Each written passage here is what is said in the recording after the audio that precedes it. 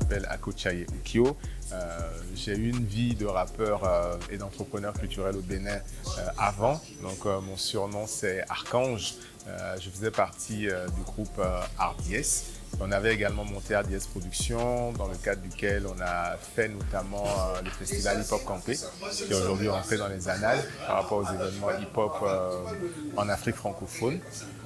Aujourd'hui, je suis à la SACEM, je m'occupe de droits d'auteur avec un focus sur le continent africain. Pour faire court, aujourd'hui, on collecte plus de 12 milliards d'euros de droits d'auteur dans le monde. L'Afrique ne contribue que pour 76 millions d'euros, donc moins de 1%. Quand on dit ça, on a envie de tomber de sa chaise parce qu'on sait que les arts sont rois en Afrique et que la musique en particulier est l'art roi sur le continent. Et donc on voit qu'il y a une grosse contradiction. Il y a un gros travail qu'il faut faire avec les acteurs africains, artistes, environnement professionnel, pouvoir public, pour que progressivement on puisse instaurer une culture de droit d'auteur et que les utilisateurs ainsi que les consommateurs comprennent pourquoi c'est important de respecter et de mettre en œuvre le droit d'auteur. La question de la culture de droit d'auteur, ça prend du temps, il faut beaucoup de pédagogie, beaucoup d'efforts. Il y a du lobbying à faire au niveau des pouvoirs publics parce qu'eux-mêmes ne sont pas forcément au fait des enjeux.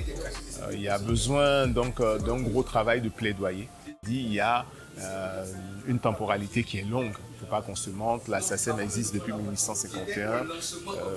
Donc les droits d'auteur, on a eu le temps de labourer ce champ-là en France, en Occident, pour arriver là où on est aujourd'hui. Les sociétés de droits d'auteur en Afrique ont moins de 50 ans pour la plupart. Donc voilà, c'est un travail de longue haleine. Il faut éduquer les créateurs qui souvent ne sont pas conscients qu'ils ont des droits aussi. Les utilisateurs qui ne se rendent pas compte que le droit d'auteur, c'est le salaire des auteurs et des compositeurs. Et puis le public qui ne réalise pas que la musique, en particulier l'art en général, a de la valeur, que ça demande du travail, ça demande de l'investissement intellectuel, qu'on ne pond pas un chef-d'œuvre en se réveillant brusquement le matin. Il y a un investissement, un vrai effort que ça demande aux créateurs. Il faut poser le cadre légal et une fois qu'on a posé le cadre légal, il faut aussi mettre en place les mécanismes de façon concrète, définir quel organisme va s'occuper de récupérer cette redevance-là, comment est-ce qu'on gère ça, est-ce que c'est aux frontières via la douane et comment est-ce qu'ensuite on affecte la manne financière que ça représente.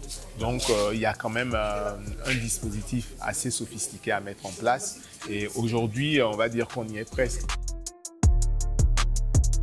Comme le mentionnait M. Kodjo, il y a une directive au niveau de l'UEMOA aujourd'hui qui va faire en sorte que la copie privée soit implémentée dans tous les États membres. Donc progressivement, on va voir cela devenir réalité. C'est déjà le cas au Burkina Faso, la Côte d'Ivoire vient de commencer, le Sénégal est dans les starting blocks. Voilà, donc l'espoir est permis. En ce qui concerne les droits d'auteur stricto sensu, on a essayé de changer les choses de l'intérieur. Donc on a eu beaucoup d'interactions avec le Bubedra.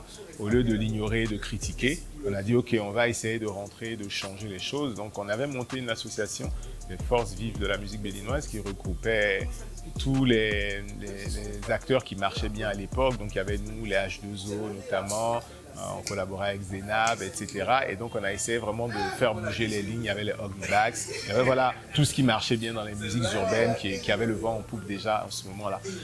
Et on a pu obtenir qu'un de nos représentants se retrouve dans le conseil d'administration du Bubedra. Donc c'est comme ça qu'on a essayé de faire changer les choses. Voilà, c'est encore une fois, c'est un travail de longue haleine, hein, donc on ne peut pas dire qu'on ait pu changer la donne de façon durable. La preuve, la réalité, les enjeux, les problèmes sont toujours les mêmes près de 20 ans après.